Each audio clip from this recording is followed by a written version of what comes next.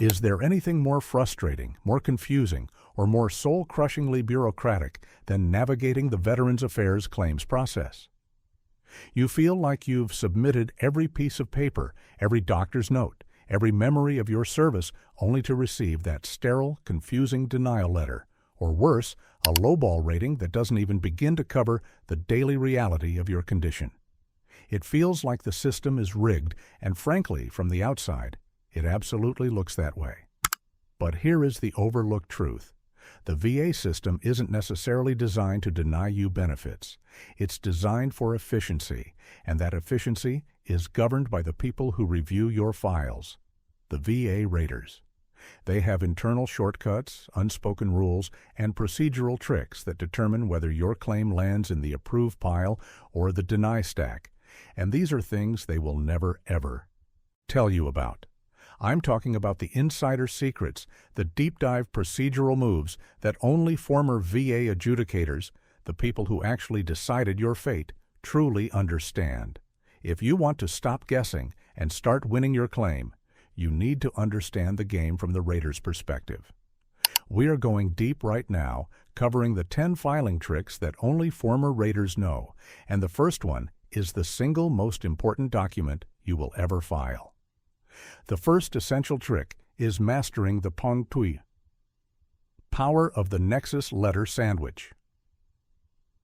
You've heard of the nexus letter, the medical opinion linking your current condition to your military service, and you know it's vital. But what most veterans don't realize is that a standalone nexus letter, no matter how strongly worded, is often viewed by the rater with immediate skepticism. Why? Because raters know you paid for it.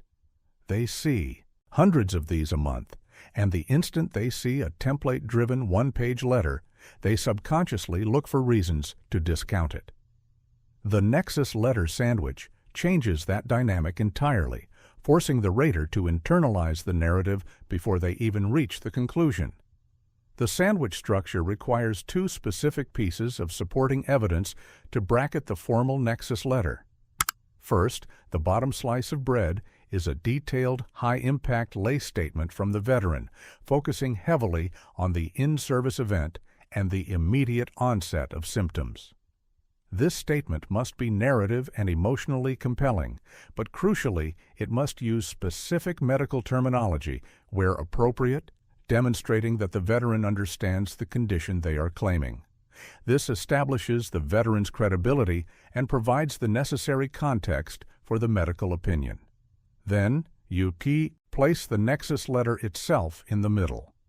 But the top slice of bread is the real secret, a comprehensive yet concise summary of the medical evidence provided by the veteran or their representative, highlighting the specific entries in the service treatment records, STRs, and private medical records that the nexus doctor relied upon.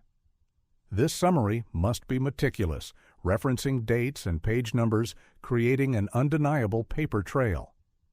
When the rater opens this package, they see the veteran's credible story, then the doctor's opinion, and finally, the proof that the opinion is grounded in the VA's own records.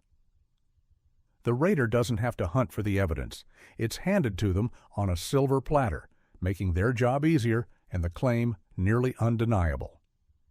This procedural ease dramatically increases the chance of approval simply because it eliminates the rater's administrative friction and subconscious doubt. This strategic presentation elevates the nexus letter from a mere opinion to a fully documented legal argument, a distinction that saves the rater valuable time and earns you the benefit. Moving on to the second crucial insight we need to talk about: understanding the difference between chronic and continuous. Many veterans assume that if they were diagnosed with a condition while in service, and they still have that condition today, it's an open and shut case. But VA raters are trained to look for a specific legal thread: the continuity of symptomatology. The VA is not merely concerned that a condition is chronic, meaning it lasts a long time. They are concerned that the disability has been continuous since service, or that the path of its progression is clearly documented without significant unexplained gaps. If you were treated for knee pain in 1995, but your medical records show no further treatment or complaint until 2010, the rater will immediately look for a reason to break the continuity. This 15-year gap is a giant red flag.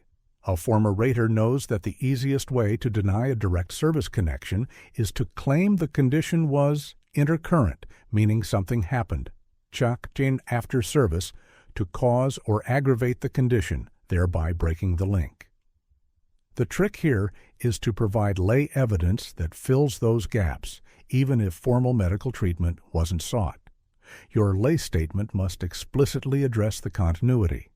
You need to state, for example, while I did not see a doctor for my back pain between 1995 and 2010 because I was self-medicating with over-the-counter pain relievers and was focused on my new civilian job, the pain was present every single day and significantly limited my ability to lift heavy objects, forcing me to change careers in 2005. This lay testimony, detailing the continuous experience of the condition, even without continuous medical records, is often sufficient to overcome the gap challenge and bridge the continuity requirement in the rater's mind. Raters are trained to accept credible lay testimony regarding symptoms, especially when treatment was inaccessible or avoided due to personal circumstances, provided that the initial diagnosis is firmly established in the STRs. The third trick involves mastering the art of the secondary service connection claim. Too many veterans focus exclusively on direct service connection, which requires proving an event during service caused the current primary condition. This is often the hardest path. Former raters know that the path of least resistance and highest approval rate is often the secondary connection. This trick involves leveraging an already service-connected disability to claim new conditions that arose as a result of the first. For example, if you are service-connected for a severe ankle injury and now you have chronic knee pain on the opposite leg due to gait changes, or if your service-connected PTSD has led to chronic insomnia and subsequently sleep apnea, these are secondary connections. The rater's workload is reduced significantly here because the primary hurdle, proving service connection, is already cleared. The only thing the rater needs to confirm is the medical link, the nexus, between the primary disability and the secondary one. The trick is framing the claim submission to make this link obvious and medically plausible. You must explicitly title the claim as secondary to primary condition, and the accompanying nexus evidence must clearly state the mechanism of injury or disease progression. For example, the veteran's service-connected degenerative disc disease has caused chronic, painful postural changes, which medically resulted in the development of bilateral knee osteoarthritis due to uneven weight-bearing. Raters look for this clear causal chain. They are more likely to approve a well-documented secondary claim quickly because it falls neatly into established rating schedules and minimizes the need to delve into decades-old service records, which is a major time sink for them. Now let's talk about a legal requirement that veterans often misunderstand. Leveraging the 38 CFR 4.20 rule, the benefit of the doubt. This isn't just a nice phrase, it's a legal mandate codified in the Code of Federal Regulations. Raters are required to apply this rule. The trick is knowing how to set up your claim so that the rater is forced to use it. The rule states that if the evidence for and against a claim is in equipoise, meaning the evidence is equally balanced, 50-50, the rater must rule in favor of the veteran. Most claims are either overwhelmingly positive or overwhelmingly negative, so the rule never applies. The former rater's trick is to strategically introduce just enough high-quality professional evidence, like an independent medical opinion or nexus letter, to perfectly counterbalance the VA's potentially negative evidence, like a poor C&P exam. You don't need to definitively prove your case 100%. You just need to make the evidence appear perfectly balanced. If the VA's C&P examiner says less likely than not, and your private doctor says more likely than not, and both opinions are professionally sound, the rater is now in equipoise. The rater, under the pressure of their supervisory review, must then cite 38 CFR 4.20 and approve the claim. This is a sophisticated legal maneuver that requires understanding the weight of the evidence and aiming for that critical 50-50 split, rather than attempting to achieve an unnecessary 90% certainty. The fifth secret involves understanding the subtle but profound influence of the secret weight of the C&P examiner's narrative.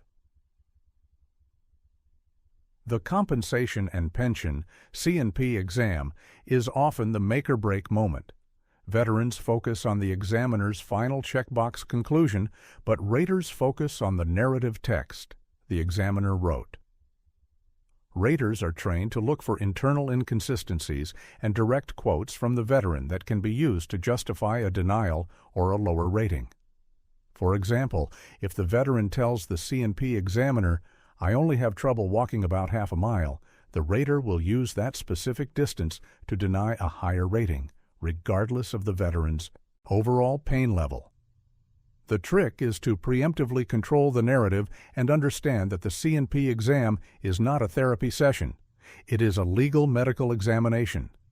Before the exam, you should write down the key symptoms and functional limitations you experience on your worst days and stick to those points. If the examiner asks, "How often do you feel depressed?" and you say, "Sometimes," the rater will interpret that as mild and infrequent. If you say, "My severe depression is constant, and I experience episodes of total incapacitation at least 3 days a week," you are providing the rater with strong, specific language that directly correlates with the highest rating criteria. Furthermore, the rater will scrutinize the remarks or history section for any mention of outside factors, such as veteran admits to heavy physical labor in the last 5 years, which the rater can then use to argue the disability is due to post-service activity. By controlling your responses, focusing entirely on functional impairment, and avoiding minimization or exaggeration, you ensure the C&P narrative supports, rather than sabotages, your claim. Moving on, the sixth trick involves ensuring your supporting documentation addresses the VA's core concern. Why lay statements need to focus on functional impairment? The VA does not rate pain, they rate the loss of capacity caused by the pain or condition. A veteran can write a 10-page statement about how much their back hurts, but if that statement doesn't clearly articulate what the pain prevents them from doing, the rater cannot assign a high rating. The trick here is to translate suffering into specific, measurable loss of function that aligns directly with the rating schedules. A rater is looking for key phrases. Instead of saying, "My depression is bad," you must say, "My depression causes me to be unable to maintain employment due to difficulty concentrating and frequent unexcused absences, leading to occupational and social impairment." Instead of saying, "My knees hurt," you should detail, "Due to limited range of motion and painful motion, I cannot climb more than 1 flight of stairs, I cannot stand for more than 15 minutes, and I must use a cane on uneven terrain, which significantly impacts my ability to participate in community activities." This focus on functional impairment, the inability to work, socialize, or perform daily life tasks, provides the rater with the necessary keywords and evidence to justify a high disability rating because it directly maps to the criteria laid out in 38 CFR Part 4, the VA schedule for rating disabilities. Raters are specifically looking for evidence that supports the severity thresholds, and functional impairment is the language of severity. The seventh, highly procedural trick is the timing trick, submitting evidence just before the decision. This is a risky but powerful strategy used primarily when a veteran suspects their claim is about to be denied, or when they have a critical piece of evidence, like a strong nexus letter or a new diagnostic test, that arrived late. VA raters operate under intense production pressure. They are measured by how quickly they can process claims. If a rater has completed 99% of the administrative work on a claim and is just about to finalize a denial or a low rating, and suddenly a major piece of new evidence lands in the digital file, it creates a massive bureaucratic headache for the rater. If the new evidence is substantial and relevant, the rater cannot legally ignore it. They are then faced with two choices: either reopen the entire case, send it back for further development, a huge time sink that hurts their production metrics, or if the new evidence is strong enough to swing the decision in the veteran's favor, they may simply incorporate it and approve the claim quickly just to get the file off their desk. The trick is to submit the evidence strategically, ideally 7 to 10 days before the claim's estimated completion date. This forces the rater to deal with the evidence immediately before closing the loop, often tipping the scales because the path of least resistance becomes approval rather than administrative delay and rework. This strategy leverages the rater's internal performance metrics against the VA system itself. Our 8th insider secret focuses on avoiding a common pitfall: the specificity trap. Avoiding generic language. Raters are detectives looking for specific, verifiable facts. Generic claims are the easiest to dismiss because they lack the necessary detail for the rater to connect the dots. A veteran claiming service-related back issues is providing a generic, low-impact statement. A former rater knows that the successful claims are those that use precise, specific language that points directly to the evidence file. The trick is to use the exact medical terminology and reference points available in your records. Instead of claiming bad hearing, you claim bilateral sensorineural hearing loss and tinnitus, diagnosed by audiogram on date, linked to sustained exposure to artillery fire, documented in unit log document ID. Every claim should be structured like a legal brief. The condition, the diagnosis, and the direct link to the service event, all hyperspecific. This specificity signals to the rater that the veteran, or their representative, has done their homework, understands the medical and legal requirements, and has already provided the necessary path to approval. Generic language allows the rater to easily dismiss the claim as vague or unsubstantiated. Specific language forces the rater to actively find the evidence you have already pointed them toward, making denial much harder to justify. The 9th trick is critical for maximizing your disability payout: mastering the diagnostic code. Stacking strategy.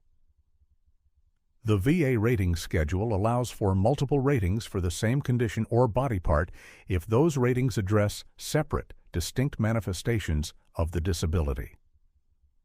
Most veterans claim only the most obvious symptom, such as limited range of motion. However, a former rater knows that the highest percentages are achieved by stacking multiple diagnostic codes.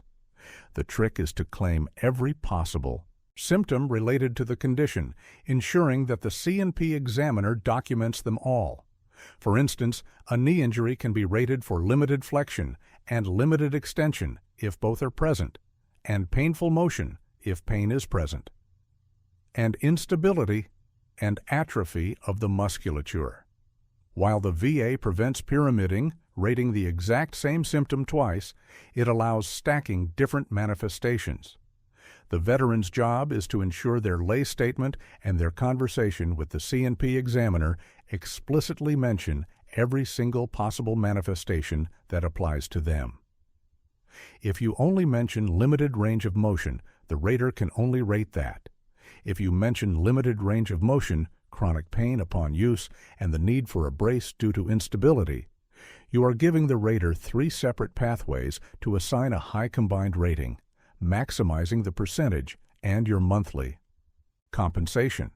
This proactive claiming of all secondary manifestations is the key to achieving those higher, life-changing ratings. Finally, the 10th essential trick is understanding how to use the stewardship duty against the VA. The VA has a legal obligation known as the duty to assist to help the veteran gather necessary evidence for their claim. This is their stewardship duty. Most veterans assume the VA is doing this automatically, but former raters know that this duty is often fulfilled minimally or overlooked entirely, due waiting to high caseloads. The trick is to meticulously document every single request you make to the VA to gather records. If you ask the VA to retrieve specific private medical records or specific records from a military facility, you must do it in writing and keep a record of the request, including the date and method of submission. If your claim is subsequently denied because those records were missing or not considered, you have immediate, irrefutable grounds for appeal based on the VA's failure to fulfill its stewardship duty. This is a powerful procedural weapon. By proving the VA failed to retrieve records they were obligated to get, you can force the VA to reopen the claim and conduct a new review, often leading to approval when the missing evidence is finally considered. This isn't just about winning the initial claim. It's about setting up the administrative record to win the inevitable appeal if the initial decision is unfavorable. You are essentially creating a procedural safety net by documenting the VA's obligations and then tracking their performance. Understanding these 10 internal tricks shifts your mindset from being a passive applicant hoping for the best to an informed strategist who understands the administrative pressures and legal requirements that govern the rater's daily decisions. The VA claims process is not a test of your patriotism or how much you suffered. It is a procedural, paper-based game of evidence and legal compliance. By utilizing the Nexus letter sandwich, meticulously documenting continuity, claiming secondary connections, aiming for equipoise, controlling the C&P narrative, focusing on functional loss, timing your submissions, maintaining specificity, mastering stacking, and leveraging the VA's stewardship duty, you stop relying on luck and start forcing the system to work in your favor. The raters are looking for the easiest, most defensible path to close your file, and by providing them with a perfectly documented, legally compliant, and procedurally streamlined claim, you make the path to approval the path of least resistance. Take control of your narrative. Master the process and finally secure the benefits you earned. Don't just file your claim, structure it to win.